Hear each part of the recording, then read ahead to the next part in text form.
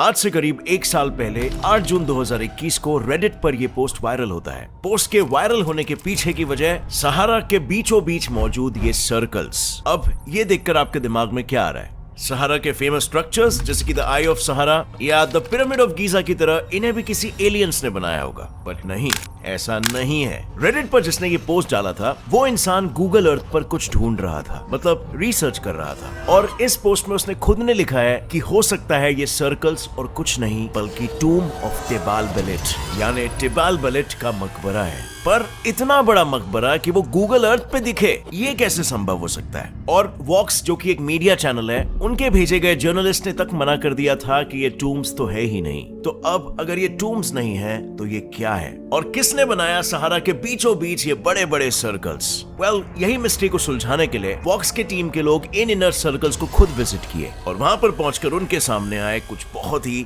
हैरतअंगेज राज। इस कहानी को पूरा समझने के लिए पहले थोड़ा सा पास्ट में रिवाइंड करते हैं। जैसे ये फोटोज मीडिया चैनल के टीम के सामने आए, उन्होंने पहले तो इसे कंफर्म किया कि क्या ये सच भी है या रेडिट पर उठी एक अफवाह है। उन्होंने जैसे ही पोस्ट पे मौजूद कोऑर्डिनेट्स को डाला, उनके आंखों के सामने भी यही सर्कल्स आ गए। मतलब बात साफ साफ है, पोस्ट तो झूठ नहीं था। तो अब अगला सवाल ये आ जाता है कि इसे आखिर बनाया किसने? अब इसके जवाब के लिए भी उसी पोस्ट में एक थियरी थी कि ये सहारा के टिबाल बेलेट इलाके में है, तो हो सकता है कि ये द टूम ऑफ टिबाल बेलेट हो, मतलब किसी एक पुराने एम्परर का मकबरा। लेकिन सबसे पहली बात तो ये है ना कि डेजर्ट में ज्यादातर देखे गए मकबरे कुछ ऐसे दिखाई देते हैं, मतलब मोस्ट प्रोबेबली ये एक मकबरा तो नहीं है। और क्या हो सकता है ये? अब रिसर्च के वक्त वो लोग एक न्यू थियरी के अराउंड आते हैं कि हो सकता है कि ये पानी के कुएं हो, क्योंकि जिन कोऑर्डिनेट्स पर ये सर्कल्स आज मौजूद है, उन्हीं सेम कोऑर्डिनेट्स का जिक्र अमेरिकन जर्नल ऑफ आर्कियोलॉजी के 1855 के एक डॉक्यूमेंट में भी किया गया है। उस डॉक्यूमेंट में ये लिखा हुआ है कि उस एरिया के आसपास कुछ कुएं हैं और इसीलिए ये बिल्कुल हो सकता है कि ये भी वही कुएं हो। पर इस थियरी को भी खारिज कर दिया जाता है, क्योंकि सबसे पहली चीज तो यह है कि रेगिस्तान में मौजूद कुएं कुछ ऐसे दिखते हैं, और दूसरी चीज जो इनके कुएं होने का वजूद नकार देती है वो है तब का इरिगेशन सिस्टम। अब आपने रेगिस्तान में मानसिक तौर पर होने वाले भ्रम के बारे में तो सुना ही होगा, जिसे ओएसिस कहते हैं, जिसमें लोगों को सुनसान बेरहम और गर्म रेगिस्तान के बीच हरा भरा बाग विद अ पॉन्ड दिखाई देता है।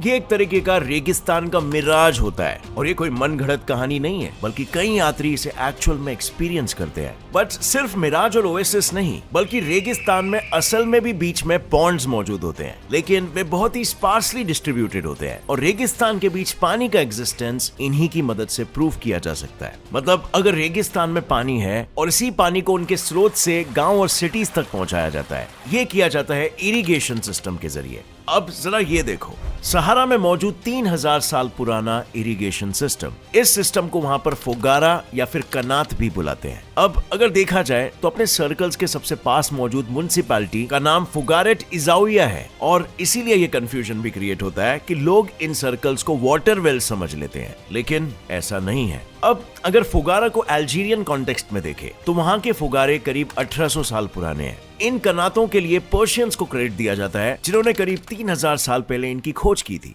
उस वक्त पर्शियंस इंडियन सब कॉन्टिनेंट से कॉटन को इंपोर्ट करवाते थे, और तब उन्होंने सोचा कि क्यों ना इंपोर्ट को कम किया जाए और कॉटन के कल्टीवेशन को ही बढ़ा दिया जाए। लेकिन यहाँ पर उनके सामने एक प्रॉब्लम थी। कॉटन को उगाने के लिए बहुत सारे पानी की जरूरत होती है, और उस वक्त मेजॉरिटी ऑफ पर्शिया डिजर्टेड इलाका था, और इसीलिए पानी को एक जगह से दूसरे जगह पर मूव करने के लिए उन्होंने इस सिस्टम को बनाया, जिसमें वो लोग जहां पानी होता था पहले वहां पर डिग करते और फिर उसके बाद छोटे छोटे डिस्टेंस पर होल्स डिग करके जमीन के नीचे पानी के लिए नहर बनाते, जो कि इस सिस्टम के एंड पर एक छोटा सा तालाब होता है वहां खत्म होती थी, और फिर इस तालाब में जो पानी इकट्ठा होता उसे अलग अलग दिशाओं में नहर बनाकर डिस्ट्रीब्यूट किया जाता। अब अगर देखा जाए तो इस सिस्टम ने रेगिस्तान में काफी सारे बागों को हरा भरा रखा था, और आज भी रखता है। यस, आज जब टेक्नोलॉजी इतनी एडवांस हो चुकी है, तब भी Persia which is modern day Iran और अल्जीरिया के काफी सारे गांव में इसे पानी लाने के लिए यूज किया जा रहा है। और इस इरिगेशन सिस्टम की मदद से हम ये आराम से प्रूव कर सकते हैं कि हमारे ये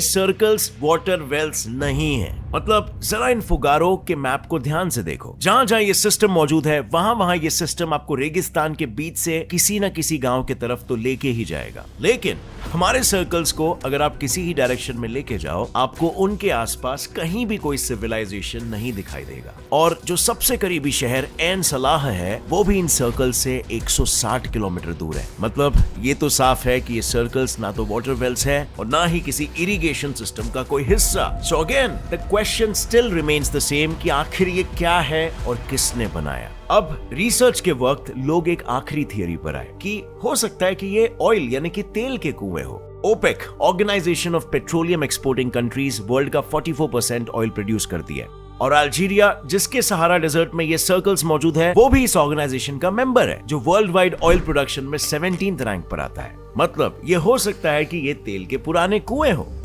जब अल्जीरिया की हिस्ट्री को देखी गई ना, तब ये चीज सामने आई कि साल 1830 से लेके साल 1962 के समय में फ्रांस ने अल्जीरिया को अपनी कॉलोनी बनाकर रखा था और वो अल्जीरिया के सारे रिसोर्सेज धीरे धीरे करके निचोड़ रहा था।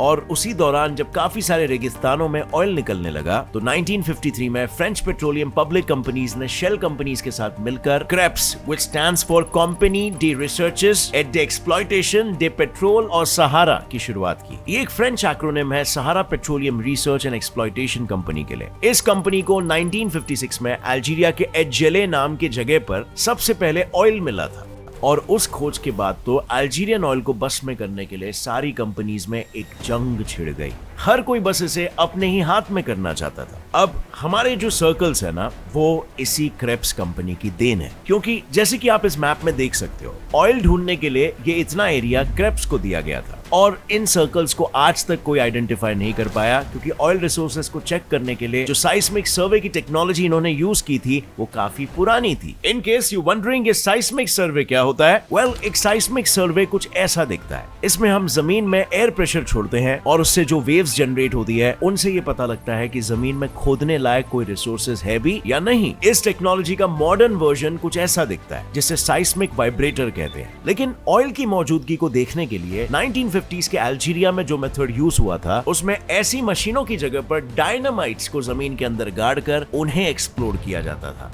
बिल्कुल यही रीजन है कि वहां पर आज ये सर्कल्स मौजूद है। जनरली साइस्मिक सर्विस के बाद जमीन को वापस से सही कर दिया जाता है, लेकिन हो सकता है कि इसे सही करने का उनके पास टाइम नहीं था या फिर उन्होंने ये सोचा कि वो बाद में कर लेंगे और वो काम हमेशा के लिए टल गया। अब ओरिजिनल रीजन क्या था वो तो उन्हें ही पता, लेकिन जो भी रीजन हो, ये सर्कल्स आज भी वहां रेगिस्तान में मौजूद है क्योंकि वहां पर उन्हें कोई ऑयल नहीं मिला था। उसके आजू बाजू तब सेटलमेंट्स बन गए जो आज सिटी में तब्दील हो चुके हैं। लेकिन फ्रांस के 132 साल के कड़े राज से छूटने के बाद भी फ्रांस ने अल्जीरिया को ऑयल पर हक काफी समय तक वापस नहीं दिया था, जिसमें उनका कहना यह था कि हमने भले ही तुम्हें इंडिपेंडेंस दे दिया हो, लेकिन ये सब ऑयल वेल्स एंड रिफाइनरीज हमने बनाए, सो इन पर हमारा ही कंट्रोल होगा। और इसीलिए अगर देखा जाए तो ये सर्कल सिर्फ ऑयल खोजने की ही निशानी नहीं है, बल्कि कोलोनियलिज्म का एक दर्दनाक अवशेष भी है।